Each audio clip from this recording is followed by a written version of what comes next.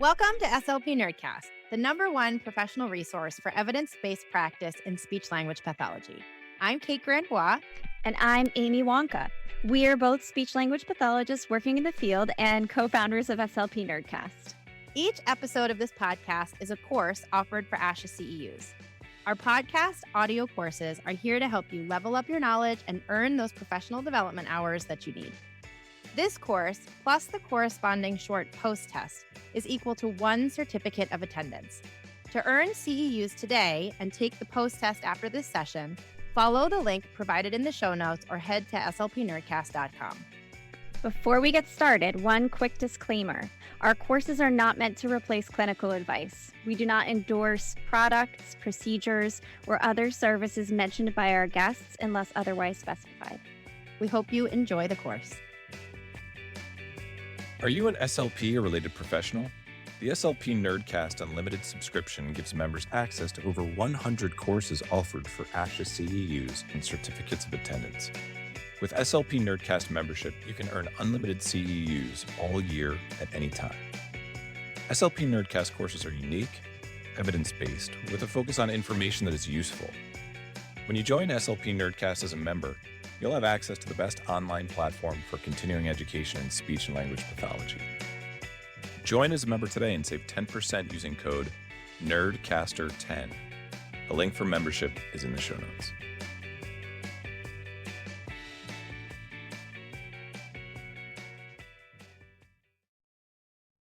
Hi there, my name is Corey Clements. I'm the SLP Nerdcast Resource Specialist.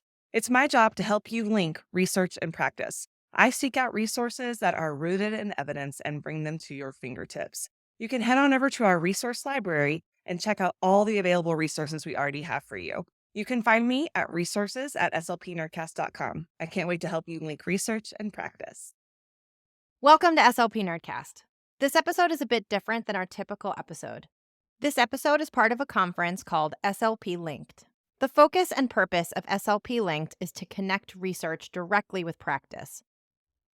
Each session as part of this conference will discuss what research looks like in our therapy rooms.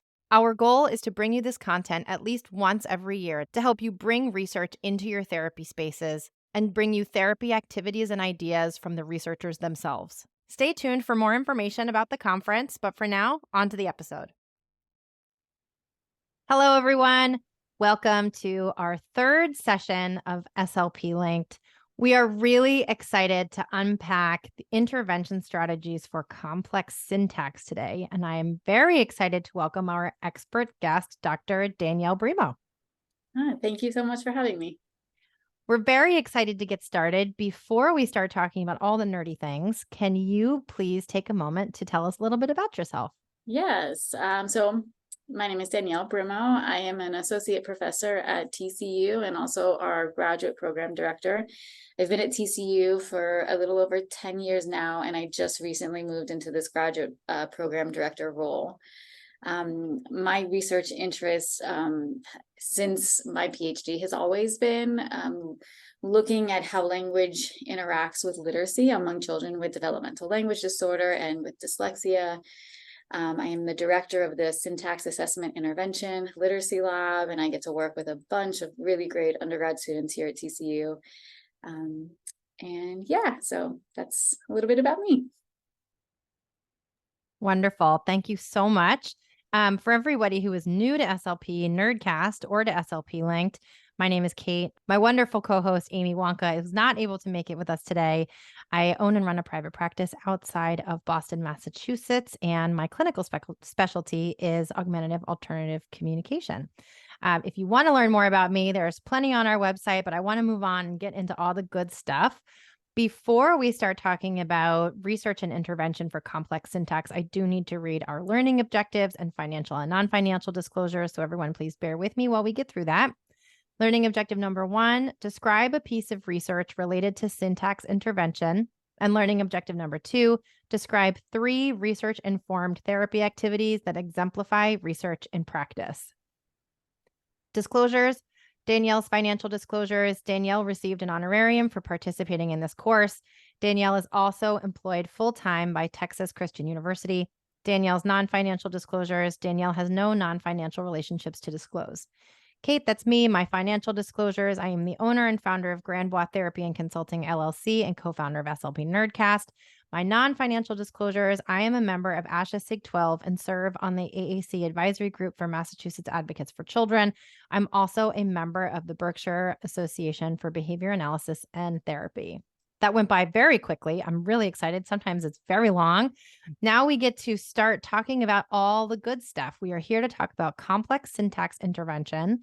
The first half of this episode, we're going to dive into the research, and then we're going to talk about what that research might look like. So, Danielle, could you start us off by telling us a little bit about the article that you wanted to review, the research you wanted to review, and the background behind it?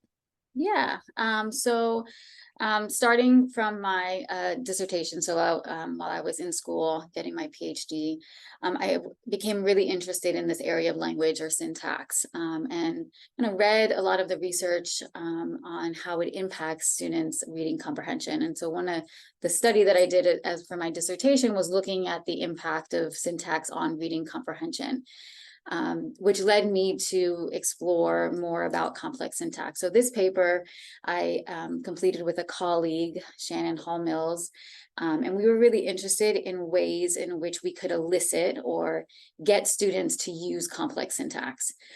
So one of the things in the literature that we looked at was that the way that researchers have elicited kind of languages through conversational samples, so engaging a child in a back and forth conversation or asking them to tell a story or retell a story. So we really wanted to look at other discourse genres outside of the narrative discourse genre, and that's why we were really interested in looking at the expository genre and the persuasive genre. And we were also really interested to look at the intersection between this like spoken modality and children's reading. So a little bit of the relationship between kind of their spoken language and their literacy success. Okay, I have a question straight out of the gate because it's been a very long time since I worked in a classroom. For those of us who might not be that familiar with working with complex language, can you summarize the difference between the persuasive writing and I think you said expository? Yeah. We have a variety of ways in which we use language. And the most predominant way that we do it in spoken language is through kind of these conversations. And in conversations, we can generate some like storytelling. So, I tell students all the time, like, how many conversations did you have yesterday?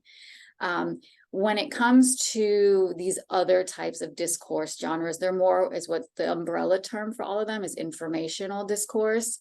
And so expository discourse would be like an explanation, like tell me, the steps to playing a game, or tell me the steps to making your favorite meal. And that's a little bit more like scripted or temporal. You can ask like, tell me about your favorite musician or something like that. So that's more of explanatory or just kind of talking about a topic. Persuasive is another type of discourse genre in which you take a stance. So think of more like a debate. You take a stance on something and then you have to explain or provide details to support your stance on a particular topic.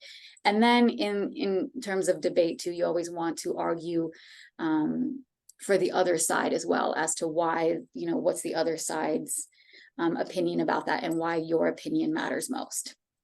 Okay. And I'm thinking about this in the context of an educational setting.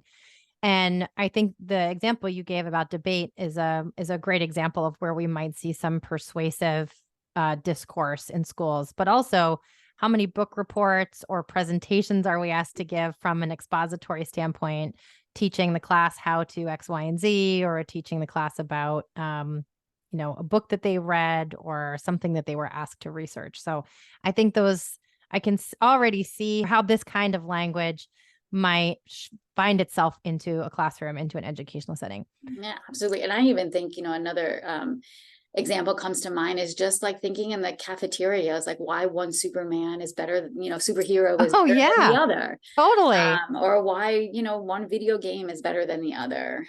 So kids, even in conversation, use a little bit of persuasion or that type of discourse too. That makes a lot of sense. Yeah. Okay, so why is this research important? Why is it that you and your colleague found a need to ask this research question? As I got more interested in complex syntax, I found that not a lot of people study this area. There is a good amount of research on like grammatical morphemes within or grammatical morpheme use for children with developmental language disorder. And there is some research about the use of complex syntax by children with DLD. But this area of research, we needed to know more about it. What kind of clauses children are using, how are they using it, what impacts their literacy success the most. And it's also an area of language when I think about, as I'm talking to you, I'm using complex syntax to engage in this back and forth conversation. And it is really important that kids have this level of language ability because they need to socially interact with their peers. And the way that we do that is through complex thought by sharing complex thought, we have to have complex syntax. We also know academically, children have to write in complex sentences. It affects their overall quality of their writing. And if they want to get their point across, they're going to have to use lots of clauses within sentences. There is a study that I cite later in this presentation, but Curran in 2020, she did an analysis of the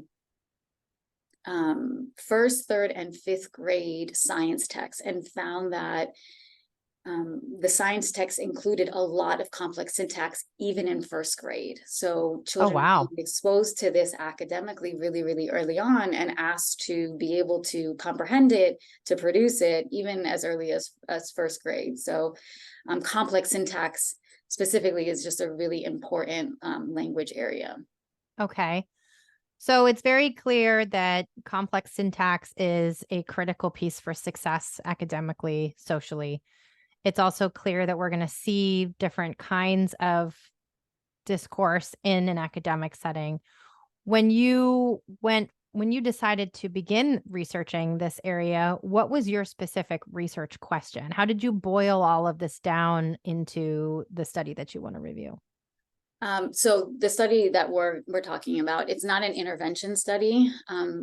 Before the goal for me is to develop an intervention study, but before that I needed a way to measure it or to get kids to use it so that we can analyze it. So this study started with how best can we measure complex syntax, or how best can we get kids to use complex syntax?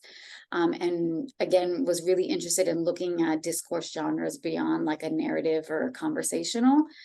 So I was really looking to see if one discourse style or one discourse area elicited more complex syntax than the other. That way we could utilize that discourse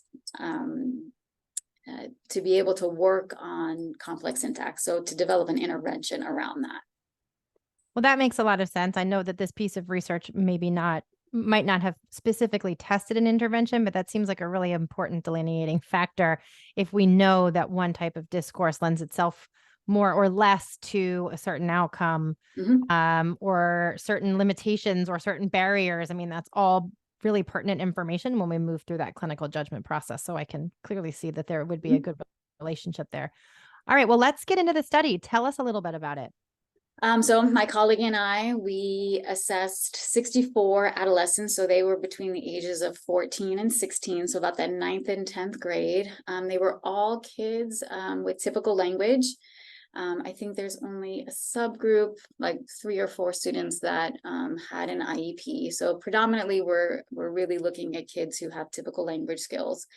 And we asked them to write and speak to 2 prompts. The first prompt was an expository prompt where we asked them to tell about their tell about a role model in their school and explain why that person or individual was selected as their role model. And then we asked them to also talk to the persuasive genre, and we asked them to argue for or against having a part-time job while they were in high school, and what are the benefits or not benefits to having a part-time job. Uniquely with this study that I haven't seen in other studies is that we didn't want the students' background knowledge to interfere with their ability to talk about the subject. So we created these PowerPoint presentations. So prior to asking them to talk or write to these prompts, we walked and had a discussion about what is a role model, what's the purpose of role models. We talked about part-time jobs and why, what are some examples of part-time jobs. So we wanted to give them some background knowledge prior to engaging them in this task. They spoke and wrote in both genres. We tested some other skills like their nonverbal intelligence, just to provide some descriptive information about the participants in our study. Once we collected the data, we analyzed it, transcribed it, and then we analyzed for use of complex syntax. We were really interested in children's use of that complex language in these two genres. We measured it in two ways. So first is we just transcribed the whole sample, and we coded utterances or sentences by whether it was simple or complex. And then we took a ratio between the simple and complex utterances, and then we took an average across all the participants.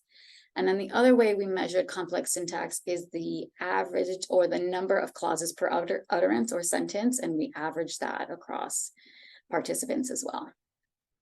Okay, and what did you find? Also, as a head nod to that data analysis process, that sounds a little bit like a bear. It sounds Yes, like it may have taken you a long time. That's one of the things about collecting written and spoken samples. It is a timely process. You want to make sure it's really accurate. So that's why undergrad research assistants come in handy. They do a lot of the transcription, and we do a lot of comparison just to make sure it's as accurate as possible. But yeah, so what we found was that both genres elicited complex syntax. So knowing that either one could be used for as an assessment tool or as an intervention tool. But we did find that the persuasive genre elicited more complex syntax than the expository genre. And in terms of the ratio between simple and complex utterances, the persuasive genre produced about 16% more complex syntax. And 0.49 clauses per utterance. So when you think of that clausal density, at least half an utterance, and it's kind of hard when you break it down into like half of a clause, but there was half of a clause greater in the persuasive genre over the expository genre. Across both oral and written? Across oral and written. Interesting. Okay, so what does this mean? How is this relevant? Like, what are the clinical takeaways of this? When I think about it, I think that what's really interesting is that we can utilize discourse genres in a way to elicit more complex language. So knowing that the persuasive discourse genre could be used to get kids to use complex syntax over more of this expository genre. And the other thing that was really interesting, we didn't analyze this statistically, but when we looked back and did some like qualitative descriptive analysis, what was, I think, most interesting and what I think is impactful for SLPs is that each genre elicited different types of complex syntax clauses. So in the persuasive, we got a lot of things like, I think that, or I believe that, because. So we got a lot of what we call complement clauses over the expository genre. In the expository genre, we got students to use more relative clauses. So we also asked about a role model. So it lended to describing a particular individual, and the way that they had to do that was by using relative clauses. So things like, I had a teacher who, so giving us more information about that teacher, which elicited more relative clauses. So to kind of bring this full circle, what was very interesting is by using different genres, we can elicit different types of complex syntax. And when you're trying to look, or when you're trying to work on or assess a child's ability to use complex syntax, you can use a variety of genres to get them to use different types.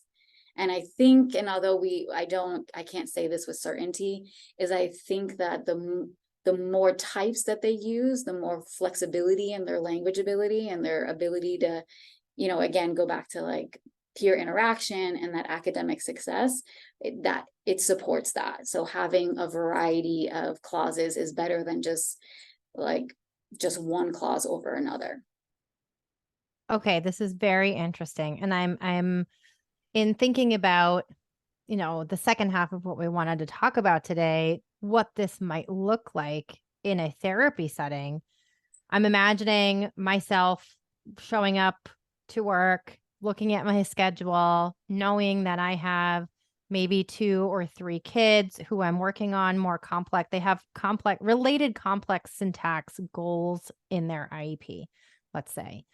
And I need to figure out what I'm going to do. What am I going to do with them today? Knowing now that if I am working on relative clauses, I might pick a prompt, oral or written, that elicits more of those relative clauses, or looking at, if I choose some sort of persuasive prompt, there is going to be more opportunity for some of those more complex sentences, right? That's sort of the backdrop here.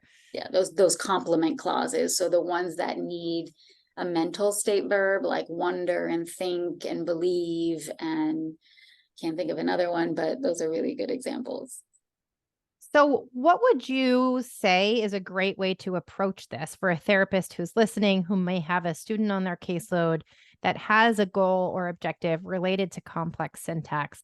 What are some suggestions for how this might look like in their therapy room?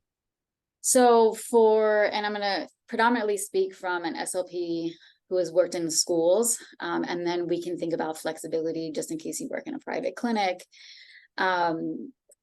So for SLPs, I always encourage all SLPs to not do more work than what they have to do. So I would ask teachers what kind of assignments are happening in class and what kind of activities they're doing, and not just the main English teacher or language arts teacher, but, tap into the science curriculum and the history curriculum, and even some art, art classes, to really get at some examples of what kids are already doing in the class, and they can replicate that in their therapy sessions. So one of the overall themes or suggestions would be to engage children in complex talk about whatever they, want to talk about, or about, the Civil War or World War I, if that's what they're talking about in class. And the 2 studies that I have cited here, the most recent intervention studies, so I encourage listeners to access these and get information from these 2 research articles.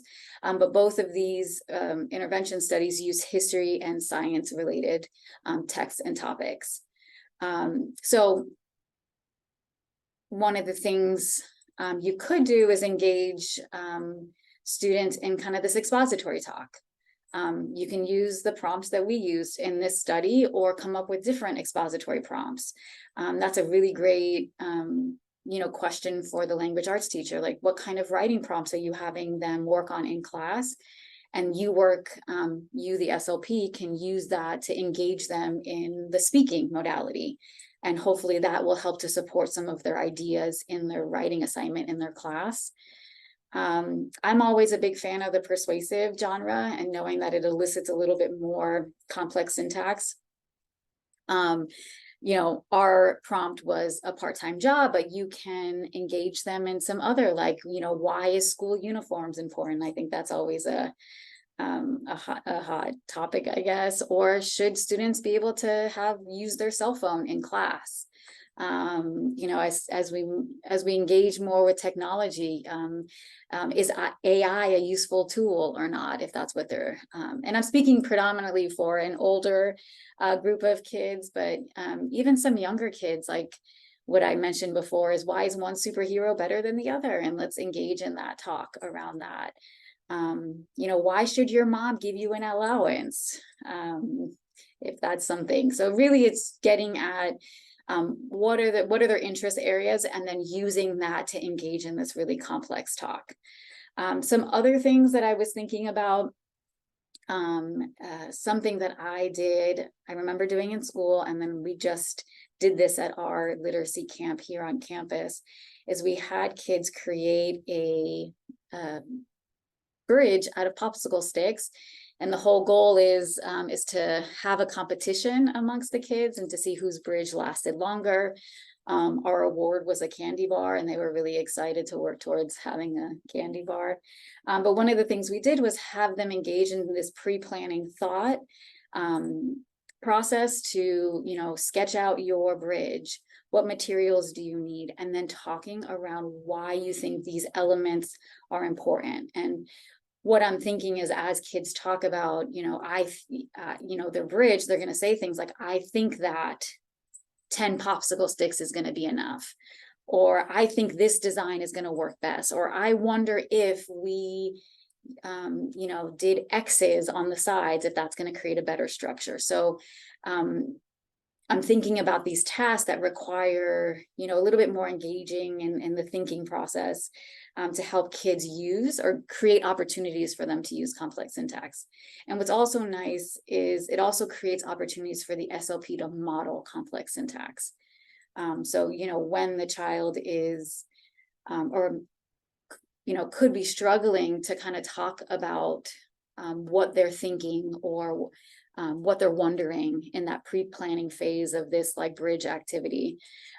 That's a great opportunity for the SLP to give the child the language and then practice that, have the child repeat it after the SLP models. So it creates these topics, or these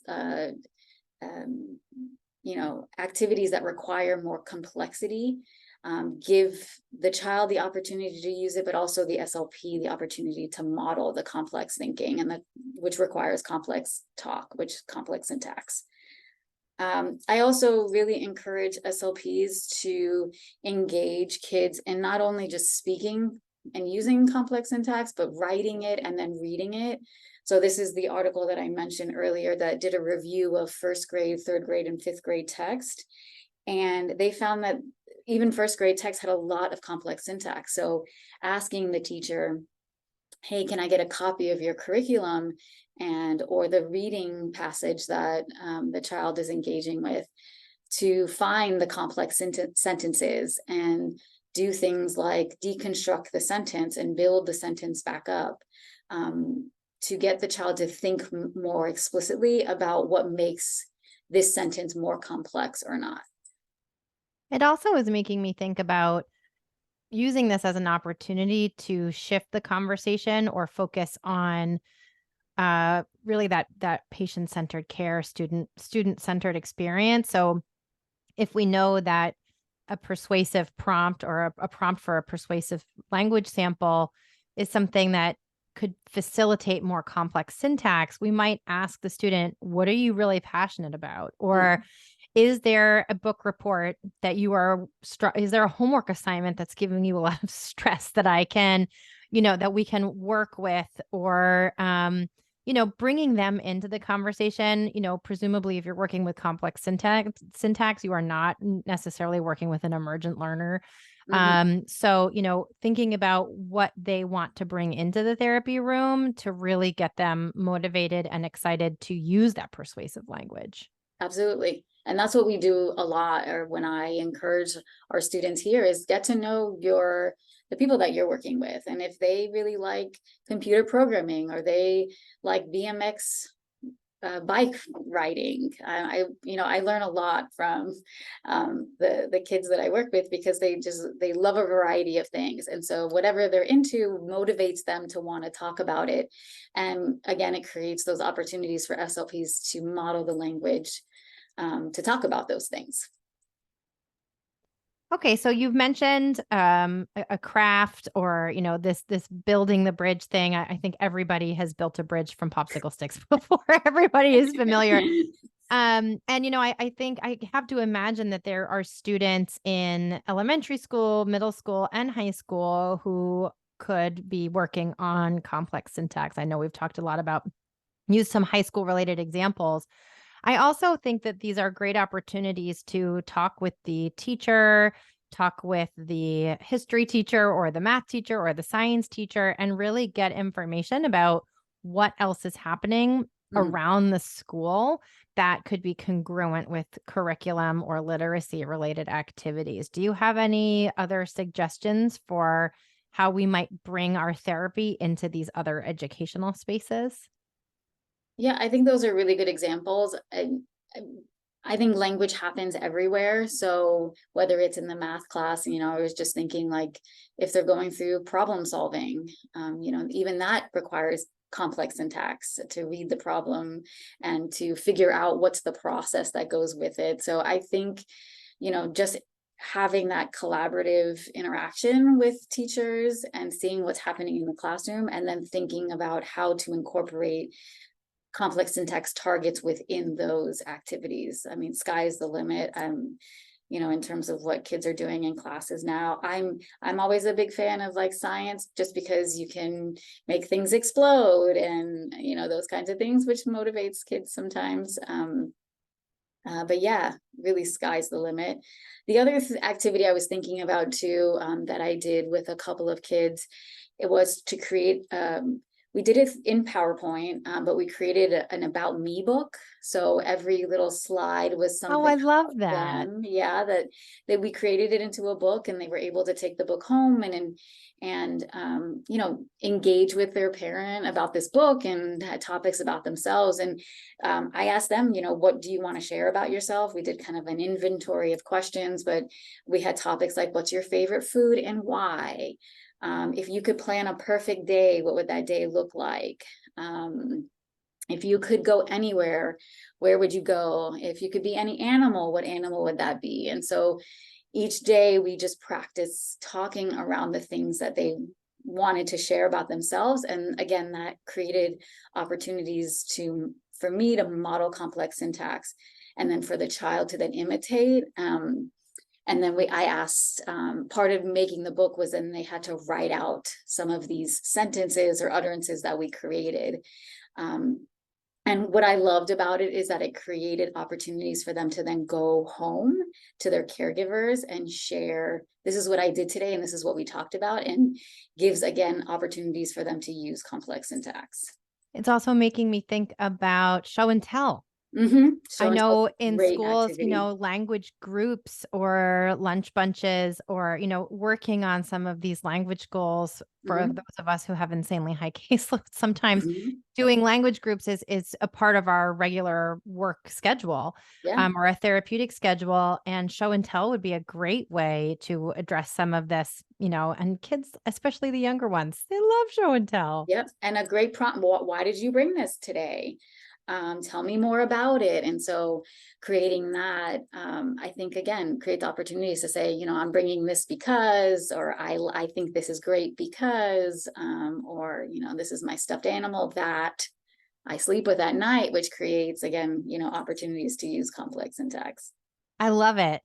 This has been so incredibly helpful. In our last minute or two, do you have any final thoughts or words of advice for our listeners? Yeah.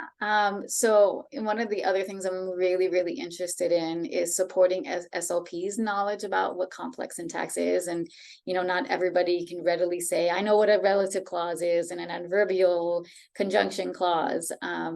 So I encourage you to do the hard stuff. This is a little bit of the hard stuff, is complex syntax.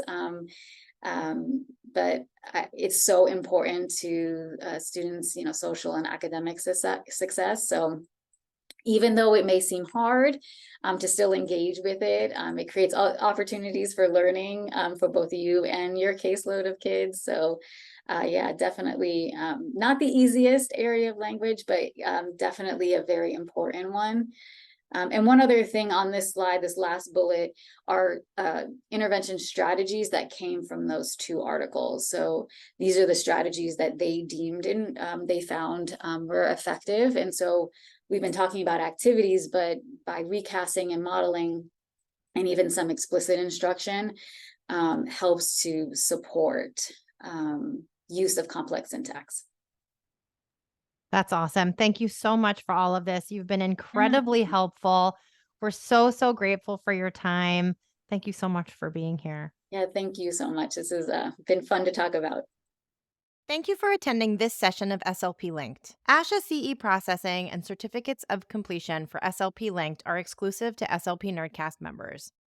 SLP Nerdcast members also receive access to live events, a downloadable series program, access to 2 bonus courses related to how to adapt these materials across modality, cultural competency, and skill level, as well as access to our speakers, content experts, and researchers through a private discussion board. If you have any questions about becoming an SLP Nerdcast member or you need any accommodations for this course, please email us at info@slpnerdcast.com. Thanks so much for attending, and we hope to hear from you soon. Thank you so much for joining us in today's episode. As always, you can use this episode for ASHA CEUs. You can also potentially use this episode for other credits depending on the regulations of your governing body. To determine if this episode will count towards professional development in your area of study, please check in with your governing bodies, or you can go to our website, www.slpnerdcast.com. All of the references and information listed throughout the course of the episode will be listed in the show notes. And as always, if you have any questions, please email us at info@slpnerdcast.com. Thank you so much for joining us, and we hope to welcome you back here again soon.